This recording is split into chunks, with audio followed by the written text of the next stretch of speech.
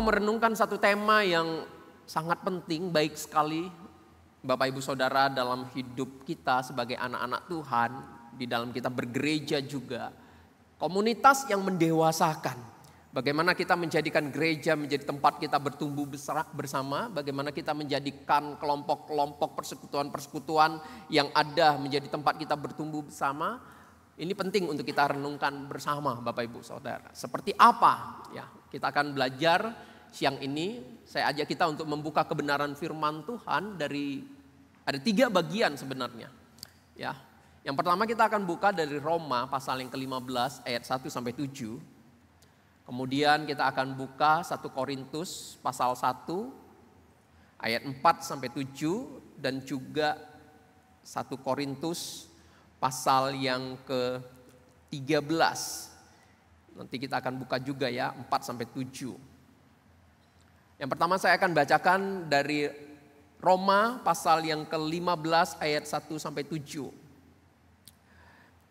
Kita yang kuat wajib menanggung kelemahan orang yang tidak kuat dan jangan kita mencari kesenangan kita sendiri. Setiap orang di antara kita harus mencari kesenangan bersama sesama kita demi kebaikannya untuk membangunnya. Karena Kristus juga tidak mencari kesenangannya sendiri, tetapi seperti ada tertulis, kata-kata cercaan mereka yang mencercah engkau telah mengenai aku. Sebab segala sesuatu yang ditulis dahulu telah ditulis untuk menjadi pelajaran bagi kita, supaya kita teguh berpegang pada pengharapan oleh ketekunan dan penghiburan dari kitab suci.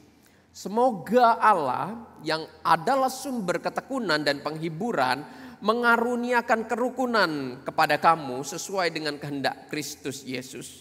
Sehingga dengan satu hati dan satu suara kamu memuliakan Allah dan Bapa Tuhan kita, Yesus Kristus.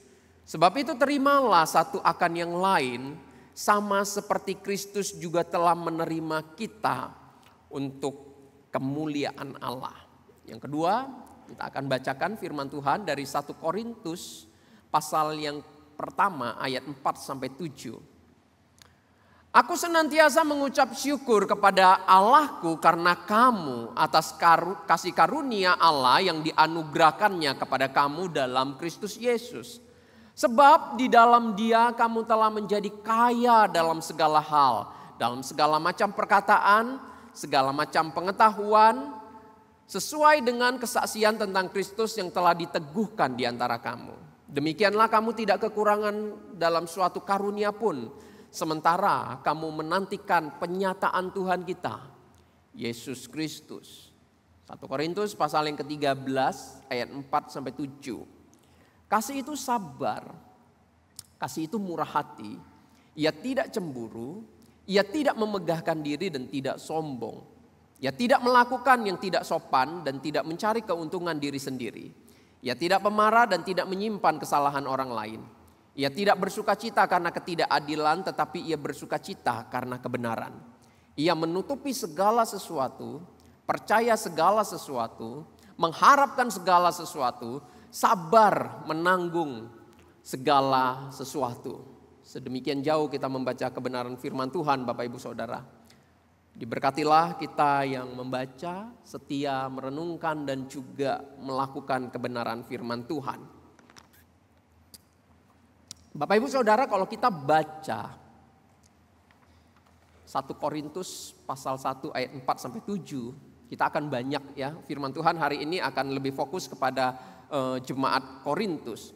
Kalau kita baca tadi 1 Korintus pasal 1 4 sampai 7, sepertinya kita menjumpai satu gereja yang begitu ideal, satu gereja yang begitu indah, satu gereja yang begitu sempurna Bapak Ibu Saudara.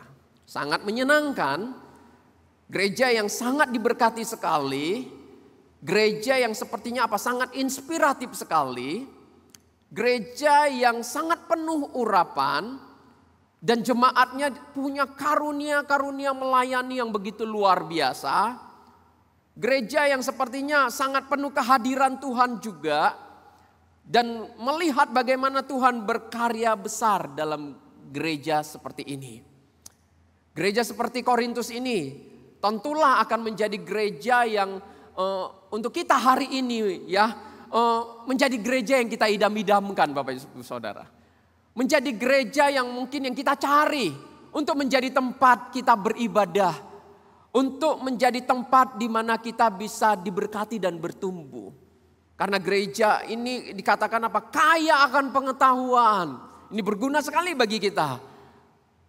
Para pemimpinnya sepertinya apa? Cakap dalam mengajar.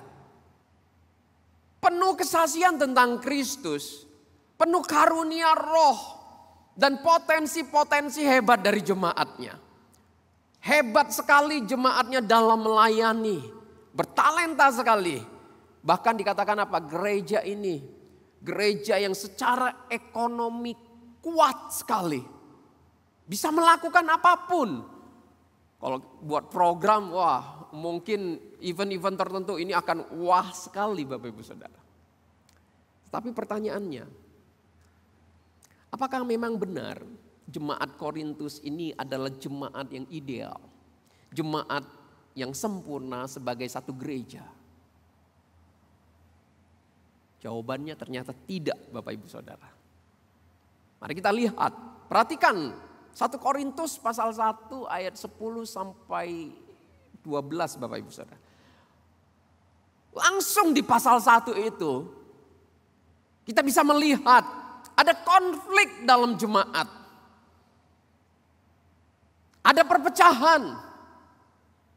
Terjadinya konflik ini mungkin bisa disebabkan oleh ada pemimpin-pemimpin hebat yang dianggap bijaksana dan jemaat sangat mengidolakan pemimpin seperti ini.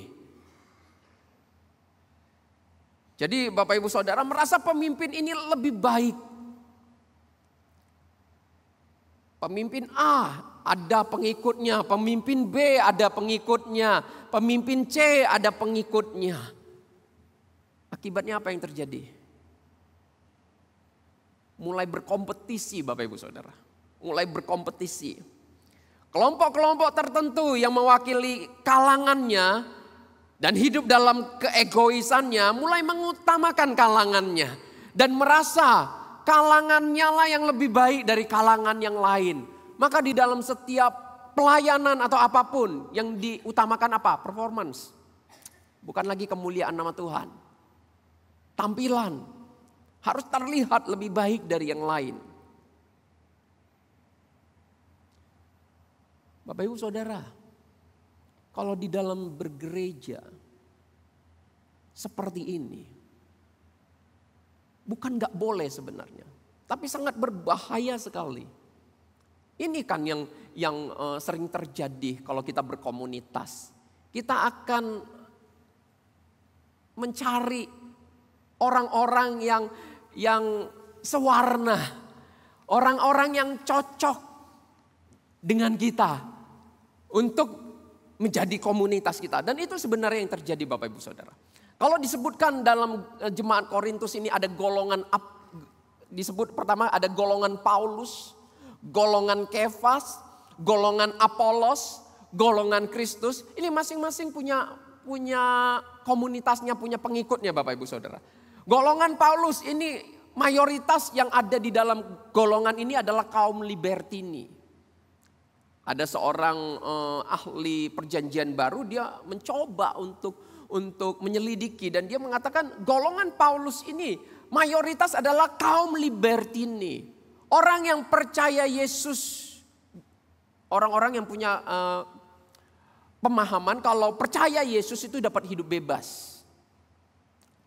Kaum Libertini. Golongan Kefas, ini Petrus, ini adalah golongan dari kaum legalistik.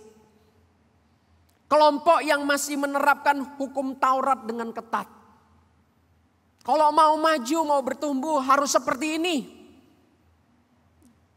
Nah, menuruti hukum Taurat menurut mereka.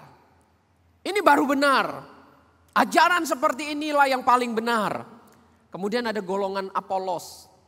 Ini golongan orang-orang Kristen yang masih mengikuti pandangan Yunani klasik Bapak Ibu Saudara. Karena memang pada waktu itu budayanya budaya Yunani ya Bapak Ibu Saudara. Jadi ini golongan Apolos. Kemudian ada golongan Kristus. Golongan ini golongan yang menganggap dirinya itu adalah golongan terbaik di atas kelompok lain karena mengikuti ajaran Kristus. Bapak Ibu Saudara, akhirnya apa? Masing-masing berkompetisi untuk menentukan siapa yang paling baik. Akibatnya apa Bapak Ibu Saudara? Kalau kita berkomunitas mentalnya seperti itu, perpecahan, terjadi konflik, mudah sekali. Dan itu yang terjadi di jemaat Korintus. Dan kedua, perhatikan di dalam 1 Korintus pasal yang kelima ayat 1-2. Dikatakan bahwa di dalam jemaat ini selain ada konflik, ada perpecahan, juga ada dosa percabulan yang begitu rupa yang dianggap sangat tabu sekali. Bahkan oleh orang yang tidak percaya pun ini tabu. Apalagi oleh orang yang katanya percaya Tuhan. Dan itu dibiarkan. Tidak ada teguran, tidak ada pembinaan, pendampingan, dibiarkan. Begitu rupa. Dan di dalam kondisi ada kejadian seperti ini, mereka bisa sombong lagi.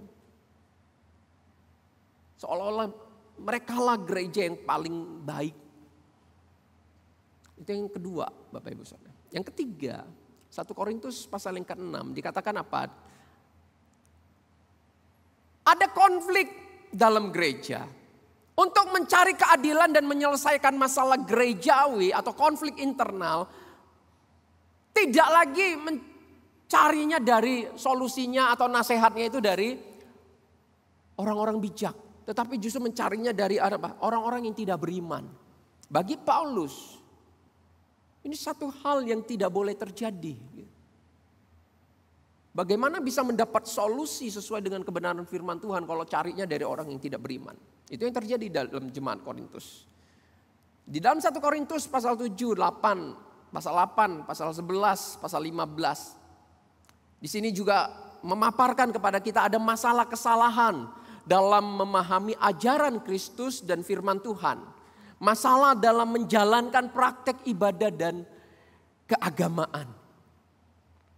Bapak Ibu Saudara, ternyata gereja yang dianggap sebagai gereja yang ideal, yang menyenangkan, yang diberkati, yang inspiratif, yang dianggap bagus sekali dan penuh karunia, bahkan sangat sejahtera, penuh kecukupan, ternyata adalah gereja yang menyimpan begitu banyak permasalahan.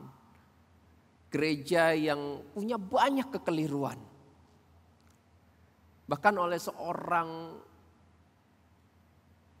ahli PL yang bernama Rolf Knirim, ketika dia membaca kitab Korintus ini dan menyelidikinya, kemudian dia menyimpulkan dan mengatakan seperti ini. Ini satu gereja yang chaos, dia bilang. Kacau sekali. Di mana jemaatnya mengalami self-destructive. Pribadi yang rusak. Pribadi yang tidak bertumbuh. Di sisi lain seorang ahli perjanjian baru yang bernama Irving Jensen, dia menambahkan dengan menyebut kota Korintus ini adalah kota Korintus adalah kota yang destruktif, kota yang rusak. Yang kerusakannya secara moral, etika, perilaku ini mempengaruhi masuk ke dalam gereja. Dan celakanya pemimpin gereja serta jemaat gereja yang tidak cakap menjaga kemurnian iman, pengajaran iman yang benar, membiarkan. Itu seliwuran di dalam gereja. Jadi budaya luar masuk itu gak bisa dibendung. Gak bisa ditahan Bapak Ibu Saudara. Tetapi justru sebenarnya harus dikelola dari dalam. Pemimpin-pemimpin yang cakap, jemaat-jemaat yang bertumbuh untuk menangkal ini semua. Jadi sebenarnya kalau mau dikatakan apa yang menyebabkan komunitas gereja atau komunitas jemaat Korintus ini bisa rusak seperti itu. Ada 3 penyebabnya. Yang pertama, pemimpin rohani yang lemah. Pemimpin yang dianggap berhikmat tapi ternyata tidak bijaksana. Membiarkan kubu-kubu terjadi. Membiarkan kelompok-kelompok terjadi. Dibiarin. Satu dengan yang lain berkompetisi. Tidak ada teguran.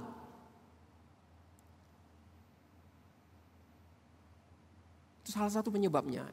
Yang kedua, pribadi jemaat yang tidak memahami pengajaran iman Kristen yang benar. Tidak heran. Bisa ada salah di dalam memahami pengajaran. Karena apa? Kurangnya penekanan kepada pengajaran sehat. Kurangnya menyaring pengajaran-pengajaran firman yang benar. Ini penting Bapak Ibu Saudara. Untuk kita memahami firman Tuhan dengan benar. Agar kita tidak mudah disesatkan. Tidak salah di dalam mempraktekkan firman itu. Di dalam hidup bergerejawi. Dan yang terakhir adalah gereja ini bisa kacau seperti itu karena ada pribadi jemaat yang tidak bertumbuh dewasa. Sudah tidak bertumbuh dewasa, mengalami sombong rohani dan egois. Bapak Ibu Saudara, ini jelas sekali Rasul Paulus itu mengatakan di dalam 1 Korintus pasal 3 ayat 1. Dia mengatakan seperti ini, dan aku saudara-saudara pada waktu itu tidak dapat berbicara dengan kamu seperti dengan manusia rohani. Tetapi hanya dengan manusia duniawi yang belum dewasa dalam Kristus. Dulu. Tetapi sekarang pun sama kalau kita baca di dalam 1 Korintus pasal 3. Tak bertumbuh. Gak menjadi dewasa secara rohani. Akibatnya apa Bapak Ibu Saudara? Bawa masalah dalam gereja. Karena enggak menjadi bijaksana dalam menyikapi keadaan, menyikapi situasi. Maka bercermin dari kondisi tersebut Bapak Ibu Saudara, tepatlah bila dikatakan bahwa sesungguhnya jemaat Korintus itu dirusak bukan dari luar gereja. Jemaat Korintus ini dirusak justru dari dalam gereja itu sendiri. Bukan dari luar, dari dalam. Musuh yang paling mengerikan itu kan musuh dalam selimut kan Bapak Ibu Saudara. Dan itu ada di dalam, bukan dari luar. Yang tidak terdeteksi. Jadi gereja Korintus itu dirusak dari dalam. Ini hal yang di dalam kita berkomunitas Bapak Ibu Saudara. Kita perlu belajar dari gereja Korintus ini. Pribadi-pribadi yang tidak serius memberi perhatian bagi pertumbuhan rohaninya. Sehingga secara rohani mereka tidak semakin dewasa. Dan akhirnya di dalam pelayanan, di dalam kehidupan sehari-hari tidak mampu untuk memberikan pengaruh baik. Tetapi justru yang muncul apa? Pengaruh buruk. Ini menunjukkan kepada kita hari ini Bapak Ibu Saudara betapa pentingnya umat Tuhan itu bertumbuh dan menjadi dewasa di dalam Kristus Yesus. Saya bacakan lengkapnya yang 1 Korintus pasal 3 tadi Bapak Ibu Saudara. Rasul Paulus mengatakan seperti ini. Dan aku saudara-saudara pada waktu itu tidak dapat berbicara dengan kamu seperti dengan manusia rohani. Tetapi hanya dengan manusia duniawi yang belum dewasa dalam Kristus. It's okay. Karena ini awal. Jemaat ini baru didirikan. Belum mengerti benar. Maka Rasul Paulus bilang it's okay. Aku dulu itu hanya bisa bicara, tidak bisa seperti berbicara kepada manusia rohani terhadap kamu. Tetapi hanya dengan manusia duniawi yang belum dewasa dalam Kristus. Maka susulah yang kuberikan kepadamu bukanlah makanan keras kata Rasul Paulus. Sebab kamu belum dapat menerimanya. Dan sekarang pun kamu belum dapat menerimanya. 1 Korintus pasal yang ketiga. Ayat pertama sampai yang keempat. Karena kamu masih manusia duniawi. Sebab jika di antara kamu ada iri hati dan perselisihan. Bukankah hal itu menunjukkan bahwa kamu manusia duniawi dan bahwa kamu hidup secara manusiawi? Karena jika seorang berkata aku dari golongan Paulus dan yang lain berkata aku dari golongan Apolos, bukankah hal itu menunjukkan bahwa kamu manusia duniawi yang bukan rohani? Jadi kalau kita berkomunitas, berkelompok-kelompok, tetapi satu kelompok berkompetisi dengan yang lain, satu kelompok merasa tidak cocok dengan kelompok yang lain, ini menunjukkan ketidakdewasaan, Bapak Ibu Saudara. Tidak bisa menerima satu dengan yang lain. Maka Rasul Paulus itu mengingatkan, bahkan di dalam kitab Roma yang tadi kita baca juga, Roma 15, dikasih tahu di sana. Harus bisa menerima, bahkan menanggung kelemahan sesama. Itu disebut dewasa. Namun pertanyaannya Bapak Ibu Saudara, bagaimana kita membangun komunitas yang dewasa secara rohani? Di dalam Kristus ya, bagaimana kita membangun komunitas yang dewasa secara rohani di dalam Kristus, yang sekaligus merupakan ciri dari komunitas yang dewasa. Ada dua Bapak Ibu Saudara. Yang pertama, komunitas yang dewasa secara rohani adalah komunitas yang menghadirkan Kristus di dalamnya dan mempraktekkan kasih Kristus. Kalau kita mau punya komunitas yang dewasa secara rohani, mau punya gereja yang bisa membuat kita dewasa secara rohani, maka harus menghadirkan Kristus. Bukan cuma menghadirkan Kristus, tapi juga bisa mempraktekkan kasih Kristus. Bapak Ibu Saudara, di dalam 1 Korintus pasal yang ke-13 ayat 4 sampai 7 yang tadi kita baca, kasih itu sabar dikatakan. Kasih itu murah hati, ia tidak cemburu, ia tidak memegahkan diri dan tidak sombong dan seterusnya. Bapak Ibu Saudara, ayat-ayat tersebut adalah ayat-ayat yang sering dikutip. Ya, sering dikutip atau dibacakan dalam konteks pernikahan atau percintaan. Untuk mengungkapkan perasaan cinta seseorang kepada pasangannya. Sering dipakai ayat ini, perikop ini. Namun sesungguhnya mula-mulanya perikop tersebut, Bapak Ibu Saudara, bukanlah diberikan dalam konteks tersebut. Mula-mulanya perikop tersebut dipercakapkan bukan dalam konteks percintaan. Gak salah juga kalau mau pakai ayat ini untuk membahas tentang percintaan, untuk membahas konteks tentang pernikahan. Ya, membangun kasih. Percintaan dan pernikahan kan itu mayoritasnya pembahasannya membangun cinta, membangun kasih. Gak salah juga Bapak Ibu Saudara. Tetapi awal mulanya bukan di dalam konteks seperti itu. Perikop ini sebenarnya dipercakapkan justru apa? Dalam konteks hubungan orang percaya dalam satu gereja yang sedang berkonflik. Kasih itu sabar, murah hati, dan seterusnya. Kalimat-kalimat ini justru pertama sekali dipercakapkan itu dalam konteks hubungan orang percaya dalam satu gereja yang sedang berkonflik. Yaitu dalam gereja Korintus. Bapak Ibu Saudara. Ya, dalam jemaat seperti itu. Perikop itu dibahas. Kenapa Rasul Paulus mengangkat bagian ini untuk dipercakapkan dalam gereja Korintus? Karena kita tahu tadi, kita sudah lihat di dalam gereja Korintus itu terjadi konflik. Terjadi perpecahan, terjadi kekacauan, kesalahan dalam pengajaran, tidak bertumbuh. Jadi bagi Rasul Paulus, gereja harusnya tidak seperti itu. Gereja itu didirikan oleh siapa? Didirikan oleh Kristus Yesus. Harusnya Yesus Kristus dan ajarannya yang menjadi dasar bagi gereja. Ajaran Yesus yang paling agung itu adalah tentang kasih. Dalam pemahaman Rasul Paulus, kasih ini adalah hal yang paling penting. Kasih yang bisa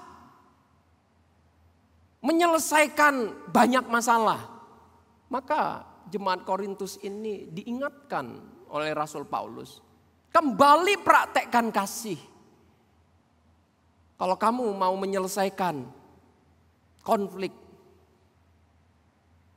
Maka prinsip yang sama hari ini Bapak Ibu Saudara. Bagi setiap kita yang mungkin sedang berkonflik dengan seseorang. Entah itu mungkin kita sedang berkonflik dengan pasangan kita. Suami dengan istri. Orang tua dengan anak, konflik dengan sesama saudara, konflik dengan saudara seiman, konflik apapun. Kembali praktekkan kasih. Bapak Ibu Saudara, sekarang ini fenomena kawin cerai itu marak.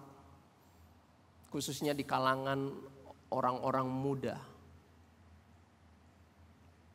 Kita sudah tidak sejalan lagi. Sudah gak bisa. Kita gak cocok lagi. Kemudian terjadi konflik di dalam rumah tangga. Solusinya apa? Cerai. Bapak Ibu Saudara, jangan buru-buru pikirin cerai. Apalagi di dalam pernikahan anak-anak Tuhan. Sudahkah kita mengupayakan kasih? Sudahkah kita mengupayakan cinta? Sama seperti Tuhan. Dia tidak menolak setiap kita di dalam pelanggaran-pelanggaran kita.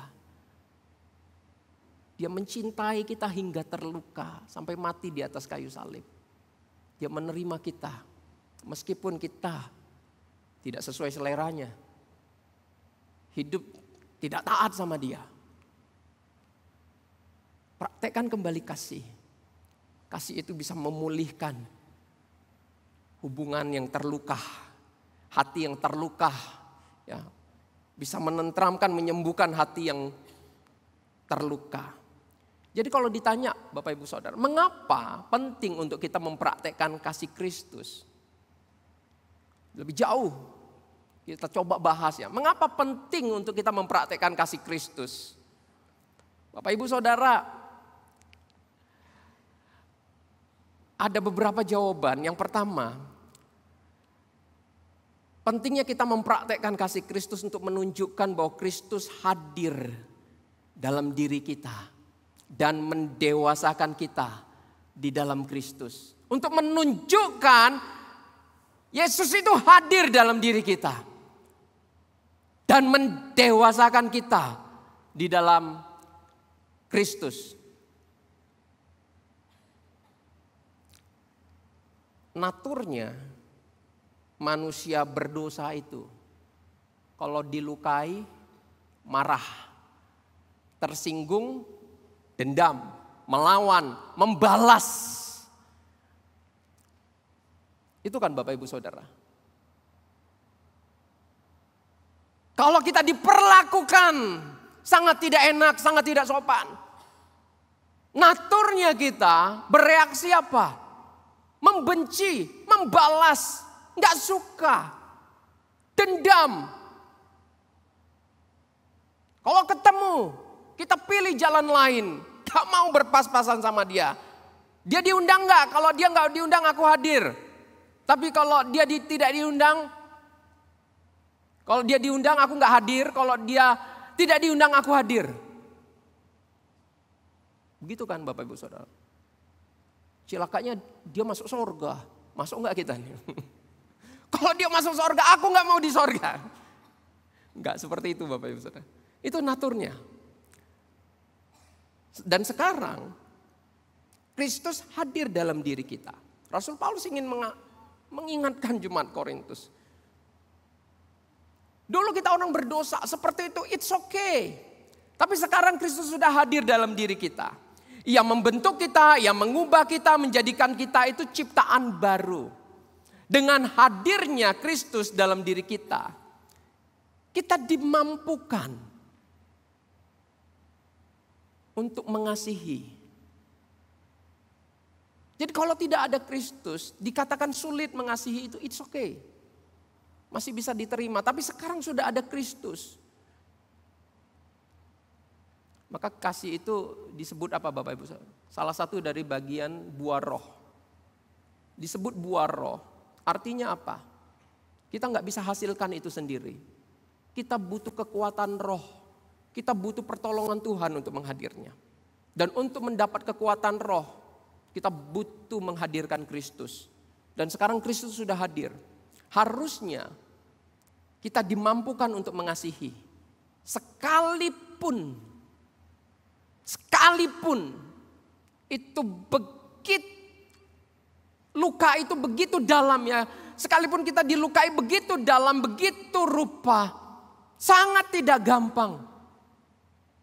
Sulit sekali. Tetapi dengan kekuatan Tuhan, dengan kekuatan roh itu, kita akan dimampukan untuk bisa mengasihi Bapak Ibu Saudara. Maka penting bagi kita untuk menghadirkan Kristus. Untuk bertumbuh di dalam Kristus. Bapak Ibu Saudara, dengan kita membaca buku-buku tentang kasih. Kita ikut seminar-seminar tentang kasih. Kita sekolah setinggi langit yang kurikulumnya banyak mempercakapkan tentang kasih. Nggak akan pernah bisa memampukan kita untuk mengasihi. Kalau tidak ada pertolongan dan kekuatan dari Tuhan. Jadi mengapa penting kita untuk mempraktekkan kasih? Untuk menunjukkan Kristus hadir dalam diri kita, mendewasakan kita. Gak mampu, tetapi hari ini aku bisa mengampuni. Aku bisa mengasihi. Aku bisa sabar. Aku bisa menghadapi. Aku bisa pulih. Aku berubah. Menunjukkan Kristus hadir dalam diri kita. Sikap kita, cara pandang kita mulai berbeda. Di dalam melihat konflik, melihat permasalahan. Yang kedua, mengapa penting bagi kita untuk mempraktekkan kasih Bapak Ibu Saudara? Kasih Kristus itu kasih yang ajaib, kasih yang agung, kasih yang luar biasa, kasih yang mampu mentransformasi hidup manusia. Bapak Ibu Saudara perhatikan ketika dikatakan kasih itu sabar, murah hati, tidak cemburu, dan seterusnya ya. Siapa yang mengucapkan kalimat tersebut Bapak Ibu Saudara? Rasul Paulus. Kita tahu siapa dia. Orang yang sangat membenci orang Kristen. Menganiaya orang Kristen. Tidak segan-segan juga untuk membunuh orang Kristen. Dia sangat tidak suka dengan Yesus. Itu Rasul Paulus. Tapi ketika dia berjumpa dengan Tuhan. Yang mengalami perubahan. Dan perubahan itu begitu ajaib bagi Paulus. Bagaimana dia yang begitu radikal, begitu arogan, begitu sombong bisa berubah. Maka itu yang Rasul Paulus tulis. Kasih itu mengajari dia sabar, murah hati.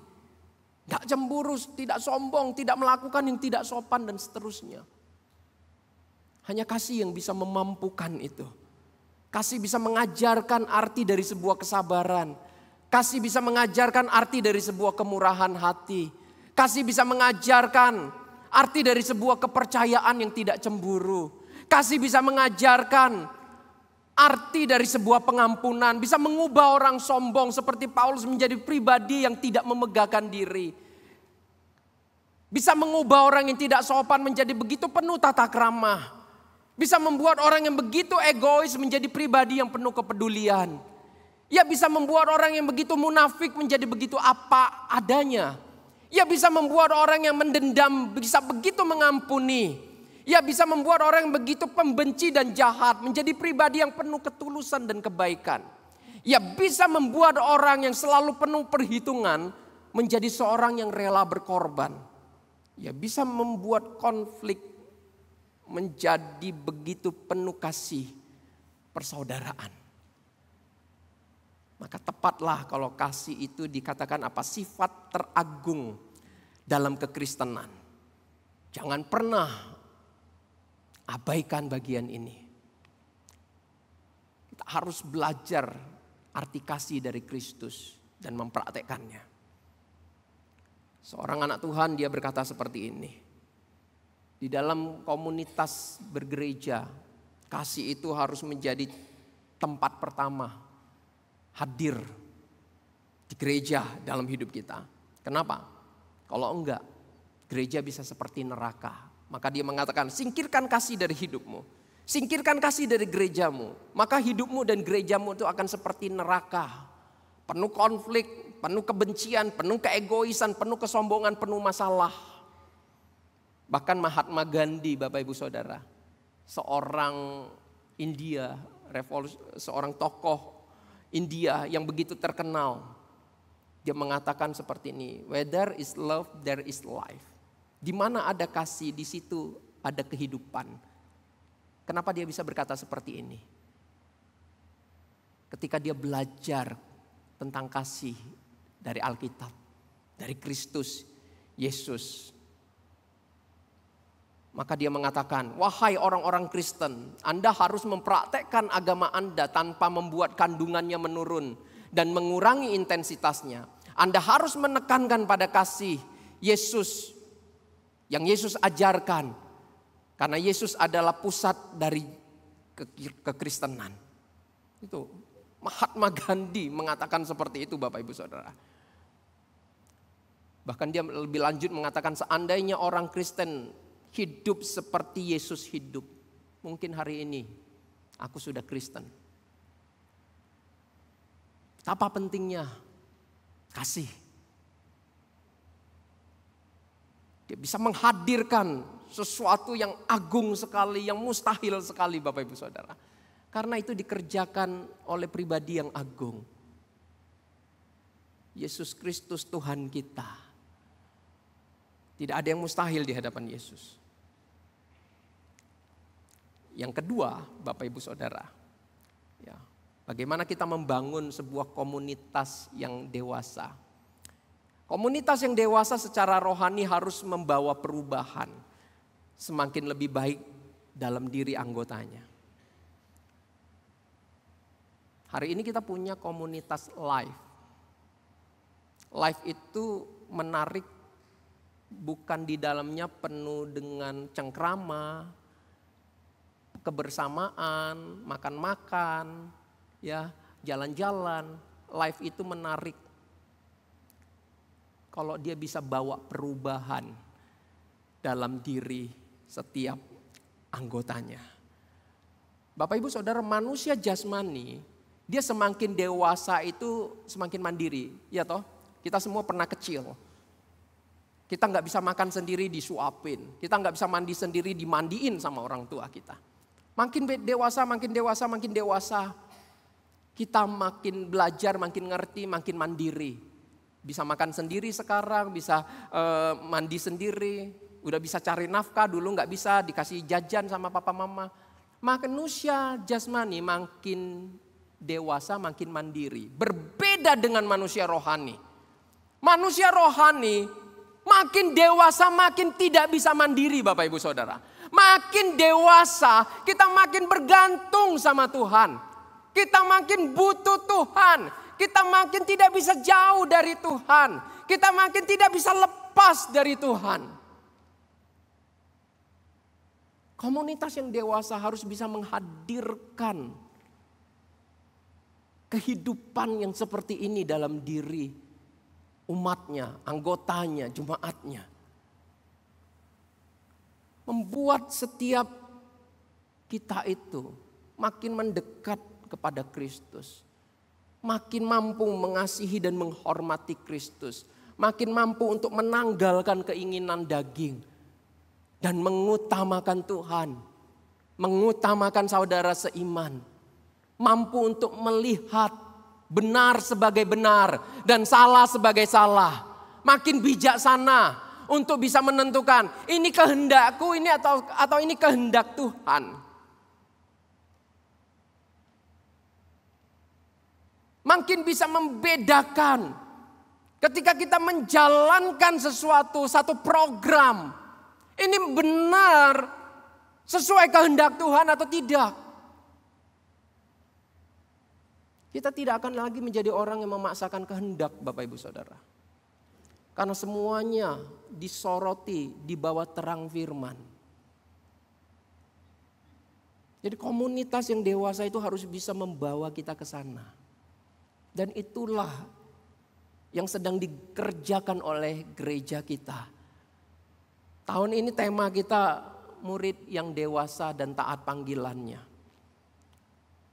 Gembala kita memberikan arahan kepada kami, para hamba Tuhan, untuk membawa setiap komunitas di dalam live maupun setiap persekutuan. Membawa jemaat itu makin bertumbuh, makin menjadi dewasa. Kenapa penting? Karena memang inilah yang Yesus mau. Inilah yang Yesus tuntut. Maka Boksu Joshua bersama dengan para hamba Tuhan memikirkan. Kemudian menekankan untuk bagaimana. Tema ini bukan sekedar sebuah tema. Tetapi menjadi sebuah gaya hidup. Menjadi sebuah dorongan. Tema yang menjadi sebuah tujuan. Apa yang kita ingin capai sebagai gereja Tuhan. Berharap di akhir tahun setiap kita makin berubah. Makin mampu menunjukkan Kristus hadir membentuk kita. Bapak Ibu Saudara, ini hal yang penting. Menjadi sebuah ciri khas kita makin dewasa secara rohani. Maka ini yang harus dikerjakan oleh setiap kelompok life, oleh setiap persekutuan yang ada di dalam gereja kita. Pentingnya perubahan dalam hidup orang Kristen. Untuk menunjukkan ia dewasa dan Tuhan hadir dalam hidupnya. Dan salah satu tempat terbaik untuk kita belajar bertumbuh dalam mempraktekkan kasih Kristus adalah melalui gereja Bapak Ibu Saudara. Melalui gereja, melalui persekutuan-persekutuan dan komunitas yang ada di dalam gereja ini. Bukan di luar gereja. Di dalam gereja, maka ketika kita ada di dalam gereja, kita sudah ada di tempat yang tepat. Maka pastikan kita bertumbuh di dalam kehidupan rohani kita, Bapak Ibu Saudara.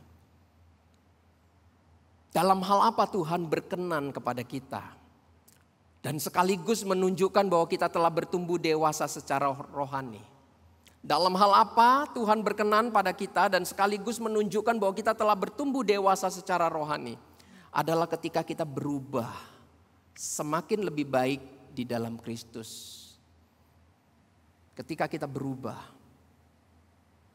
itu menunjukkan Tuhan berkenan sama kita Bapak Ibu Saudara. Karena dia berhasil membentuk kita, mengubah kita. Maka dia berkenan sama kita. Mari kita berdoa.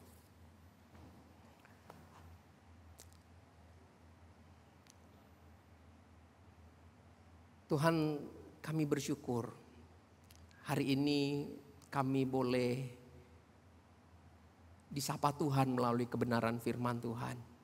Bagaimana membangun sebuah komunitas yang dewasa. Komunitas yang harus bisa menghadirkan Kristus. Mempraktekkan kasih dan membawa perubahan dalam diri kami dan dalam diri orang-orang yang kami layani. Tuhan, biarlah ini boleh terus menjadi ingatan yang kudus dalam hidup kami dan kami praktekkan. Karena kami ingin bertumbuh di hadapan-Mu Tuhan. Tolong kami, berkati kami, agar kami bisa menjadi alat di tangan Tuhan yang bisa menghadirkan terobosan-terobosan rohani dimanapun kami berada. Demi nama Yesus kami berdoa. Amin.